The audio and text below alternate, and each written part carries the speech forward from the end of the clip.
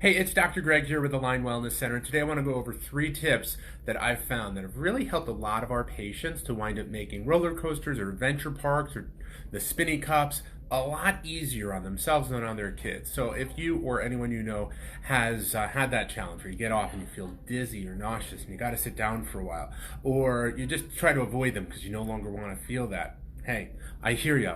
I've met many people who've gone through that, and I've got a couple of steps that you can take to wind up helping. Also, one step as well to help after you've experienced that. So the steps that I've found that are really helpful to wind up managing this wind up being, first off, you got to make sure that you're warmed up. So the main reason why you're experiencing that dizziness or that spinniness or that achiness after the roller coaster is that the tissues that control the balance part of your brain, they're not warmed up and ready to go. They're not used to moving. They're not used to the acceleration and the speed. So what I always recommend is that you wind up doing some activity before, whether it's a firm and a long walk, whether it's some motions for your head, like our favorite 3 stretches, and they're not very difficult.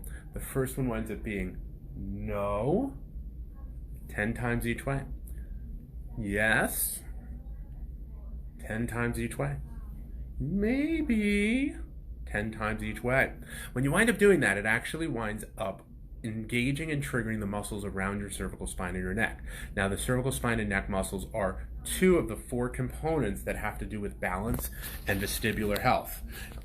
When you wind up having losses or changes to your cervical curve, and that can show up as tenderness in your neck, headaches, migraines, numbness in your hands and arms, difficulty with energy or mood, difficulty with sleep, then those roller coasters and those rides are going to become difficult. The other thing, step number 2 that I'm going to recommend that you do is that when you're on the ride, you want to be sure that you're actively engaging and contracting.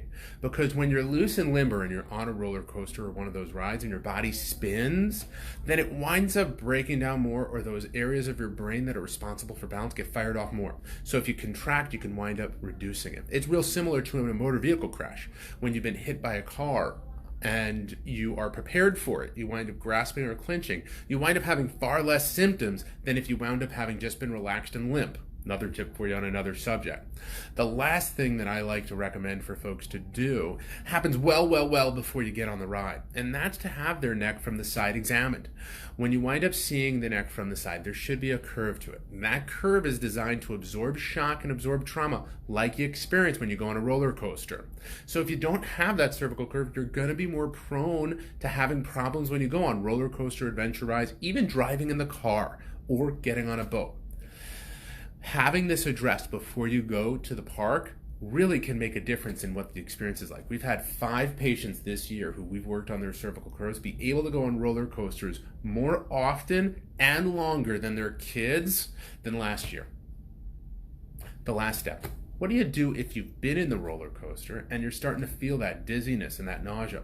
Well, what I like to recommend for folks to do is, once again, those motions, moving their head and their neck, and that might not be the most comfortable thing, but the more you go through those 3 different motions, 10 times in each direction, the more you'll fire off those balance centers to re-establish balance, and you'll feel better.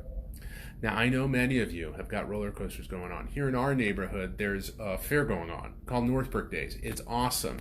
It's at Northbrook Court. If you or someone you know likes fairs, you got kids, this is a blast. It's in a new location. There's so much access to it. It's easy to park. You want to check it out. But let them know about this, because you don't need to experience that nauseousness. Now, if you don't want to do roller coasters, you can always use it as an excuse.